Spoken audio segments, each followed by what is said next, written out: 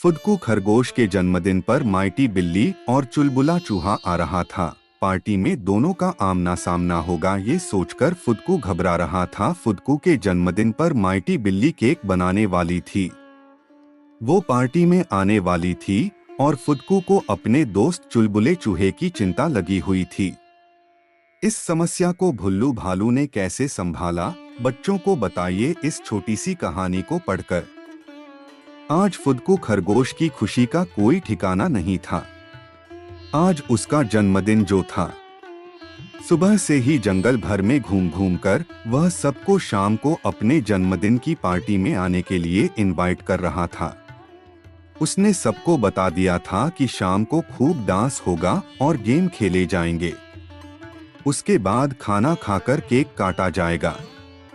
सबको इनवाइट करने के बाद जब फुदकू अपने घर पहुंचा तो भुल्लू भालू को न पाकर परेशान हो गया। भुल्लू फुदकू का सबसे अच्छा दोस्त था। उसके बिना तो वह कुछ कर ही नहीं सकता था। भुल्लू जंगल की एकमात्र बेकरी शॉप पर उसके लिए केक ऑर्डर करने गया था, लेकिन अभी तक लौटा नहीं था। फुदकू बेचैनी से इधर उधर टहल रहा था। तभी भुल्लू को सामने देखकर खुशी से चहक उठा और बोला, कितनी देर लगा दी दोस्त, हो गया केक ऑर्डर। भुल्लू ने उदास होकर कहा, नहीं, वह बेकरी शॉप वाला जंपी बंदर अपनी शॉप का कुछ सामान लेने पास ही के जंगल गया है। वह तो कल तक आएगा। यह सुनकर फुदकू परेशान हो गया और बोला, अब हम केक का इंतजाम कैसे करेंगे? बिना केक के भी कोई बर्थडे होता है। भुल्लू ने उसे समझाते हुए कहा, कोई जरूरी नहीं है, जन्मदिन पर केक ही काटा जाए। यह तो सब बाहर के कल्चर का प्रभाव है। यह सुनकर फुदकू बोला, मैं तो तुम्हारी बात मान भी लूं, पर मेरे बहुत से दोस्त तो इसीलिए जन्मदिन पर आएंगे क्योंकि मैं केक काटूंगा। भुल्लू ने कुछ सोचते हुए कहा, तुम परेशान मत हो, मैं कोई रास्ता निकालता हूँ। तभी भुल्लू ने चुटकी बजाते हुए कहा, हमें केक तैयार करवाने के लिए कहीं भटकने की जरूरत नहीं है। तुम्हारे पड़ोस में जो माइटी बिल्ली रहती है वह बहुत शानदार केक बनाती है।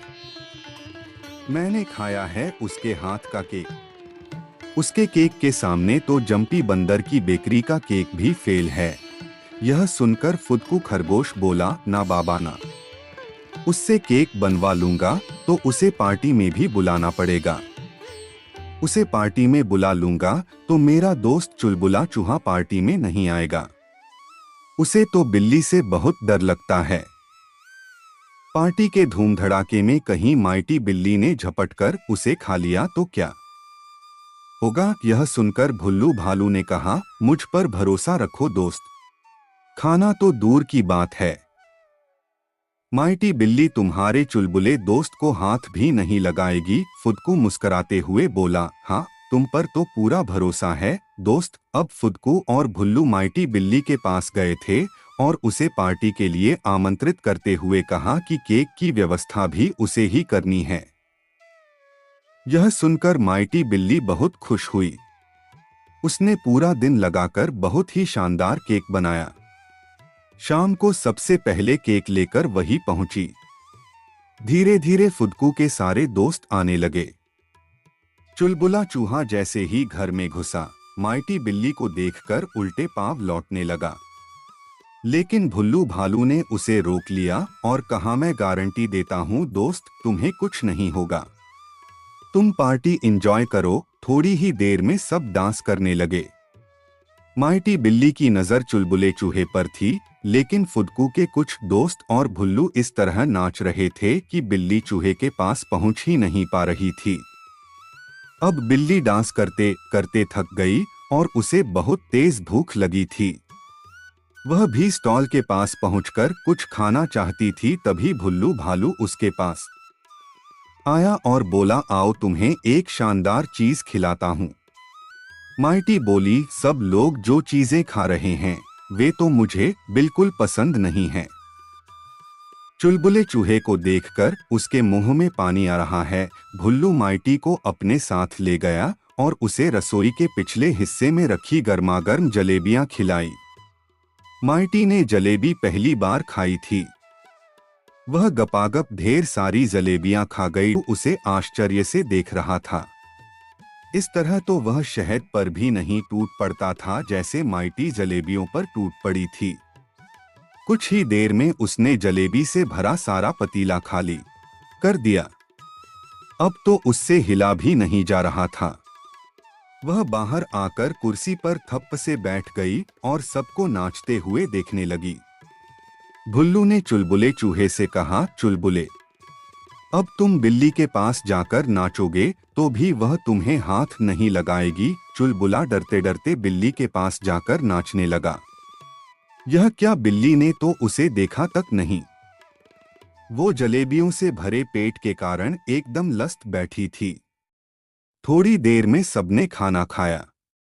माइटी ने डकार लेते हुए कहा, मैं केवल सूप लूंगी। यह सुनकर भुल्लू मुस्कराने लगा। थोड़ी देर बाद केक काटा गया। केक सचमुच बहुत शानदार था। सबने उसके स्वाद की बहुत तारीफ की। चुलबुले चूहे ने भी जमकर केक खाया। माइटी तो अपना बनाया हुआ केक भी नहीं खा सकी क्योंकि उसका पेट तो कुछ ज्यादा ही भरा हुआ था। पार्टी बहुत शानदार रही। थोड़ी देर में सब जानवर अपने घरों की ओर लौट गए। अब फुदकू ने चैन की सांस ली। फुदकू ने अपने प्यारे दोस्त भुल्लू को धन्यवाद दिया।